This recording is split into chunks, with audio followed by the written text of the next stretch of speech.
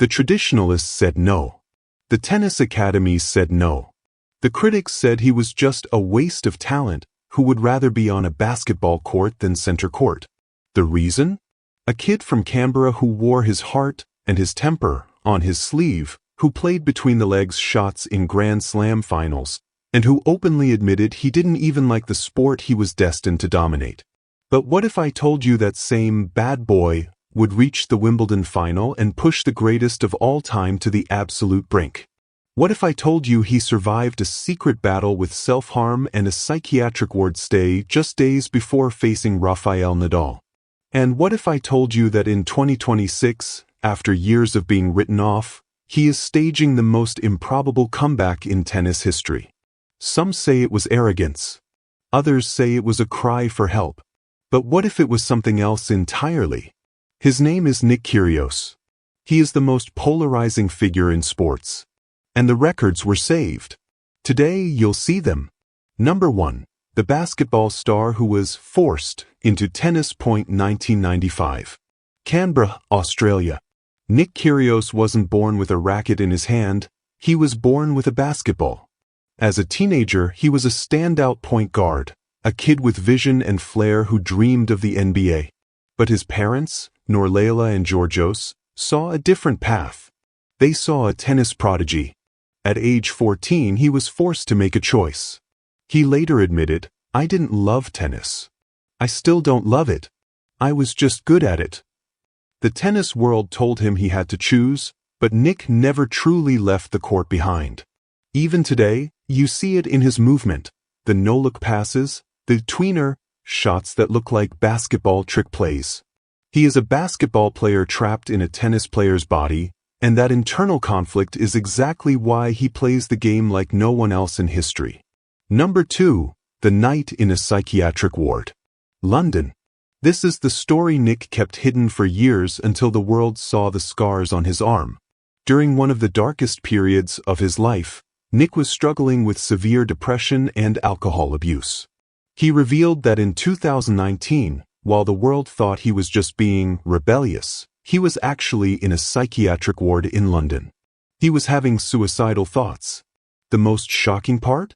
He had to leave that ward and walk straight onto the court to face Rafael Nadal. He wore a compression sleeve on his arm, not for an injury, but to hide the signs of self-harm. The critics called him lazy and unprofessional, but they didn't know he was fighting for his life while the cameras were rolling.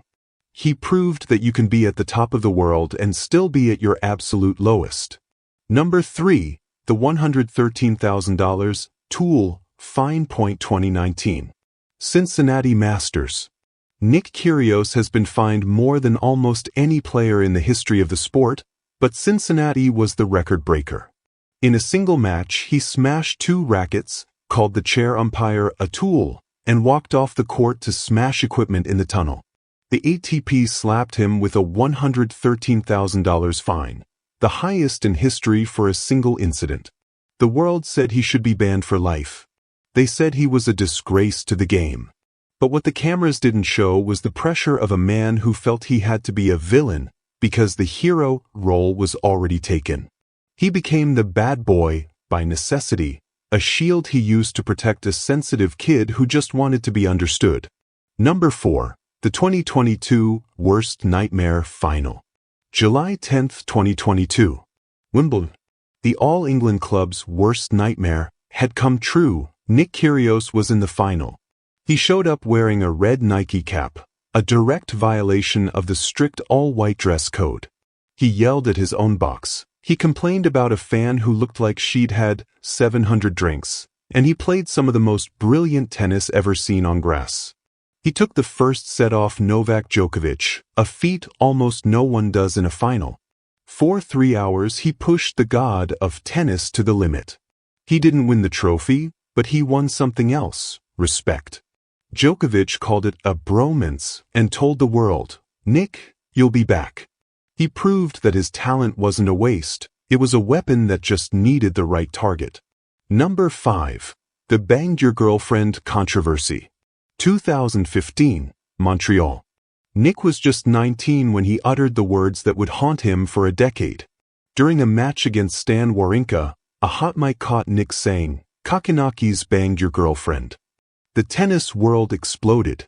He was fined, he was booed, and he was branded a scum by the media. But if you look at the records, this wasn't just a random insult, it was the birth of the King Kyrgios persona. He learned early that if he couldn't be loved for his tennis, he would be feared for his mouth.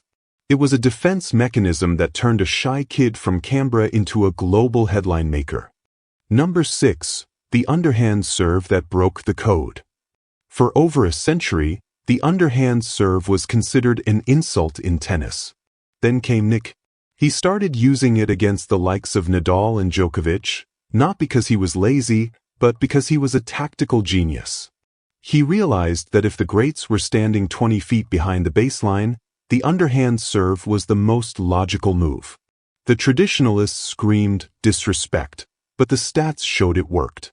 He revolutionized the game by breaking the unwritten rules. He proved that tennis doesn't have to be a gentleman's game to be a winner's game. Number 7. From cooked knee to the 2026 comeback. By 2024, the world thought Nick Kyrgios was retired. He had played only a handful of matches in 2 years. His knee was cooked, his wrist needed surgery, and he had moved into a career as a commentator and podcaster. But in early 2026, the Fox of Australia announced the unthinkable. At age 30, with 0 ranking points and a world rank of 751, he confirmed his return for the 2026 grass court season.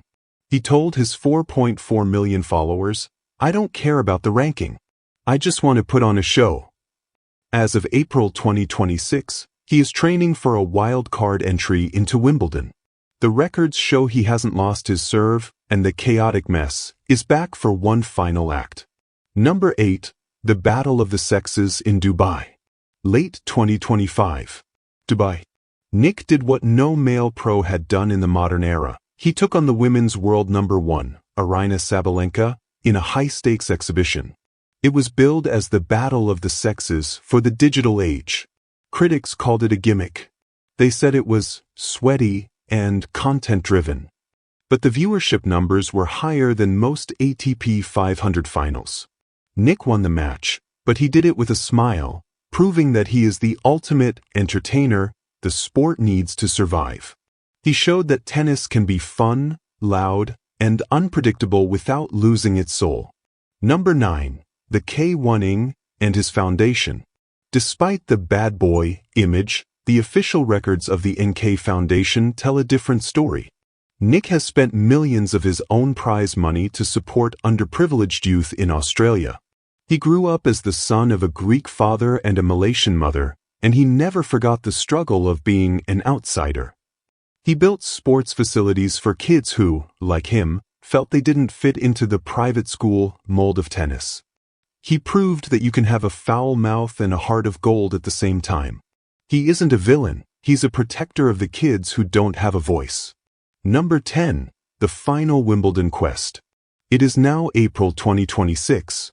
Nick Kyrgios is currently preparing for the Stuttgart Open and the Queen's Club Championships as a lead-up to Wimbledon.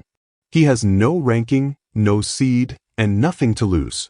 He is the most dangerous player in the draw because he is the only one who doesn't care about the outcome. He survived the rejection of the academies, the shame of the psychiatric ward, and the physical breakdown of his own body. He is 30 years old, and he is the only man who can make the entire world stop and watch a tennis match just by walking onto the court. Some players are born with a silver spoon. Nick Kyrgios was born with a basketball and a refusal to follow the script. From the suburbs of Canberra to the center of the world, he proves that you don't have to be perfect to be a legend. You just have to be real. Let us know in the comments. Do you think Nick Kyrgios will win a Grand Slam in 2026? Like, share, and subscribe for more stories about real heroes who weren't born with advantages. They were born with the refusal to quit, even when they were their own worst enemy. Please give this video a hype if you liked it. It really helps the channel grow.